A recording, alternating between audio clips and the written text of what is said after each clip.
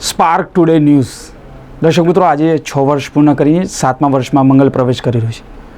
જ્યારે શરૂઆત કરી હતી ત્યારે એક વસ્તુ એવું લાગતી હતી કે કઈ સુધી આનો સફર થશે, પરંતુ દર્શક મિત્રો, અમારા દર્શક મિત્રોને લીધે જ અમે આજે 6 વર્ષ પૂર્ણ કરીને 7મા વર્ષમાં જઈ રહ્યા છીએ.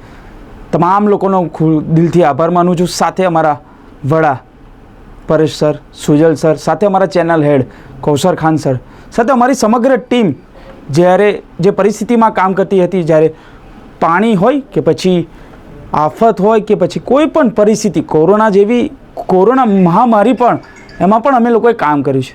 એ કોના લીધે? અમારા દર્શક મિત્રોને લીધે જ. અને આજે તેઓના આશીર્વાદથી જ અમે લોકોએ 6 વર્ષ પૂર્ણ કરીને આજે 7મા વર્ષમાં મંગલ પ્રવેશ કરી રહ્યા છે. ત્યારે આવો તમારો સાથ અને સહકારથી અમે આગળ વધવા જઈ રહ્યા છીએ. ત્યારે તમામ લોકોના આશીર્વાદ, ચાહે કોઈ પણ ધર્મ હોય, નાત જાત ભાત ભેદ વગર અમે લોકો આગળ વધી રહ્યા છે. દરેક નાનામાં નાના વ્યક્તિની વાચા આપવાનો પ્રયત્ન કર્યો છે.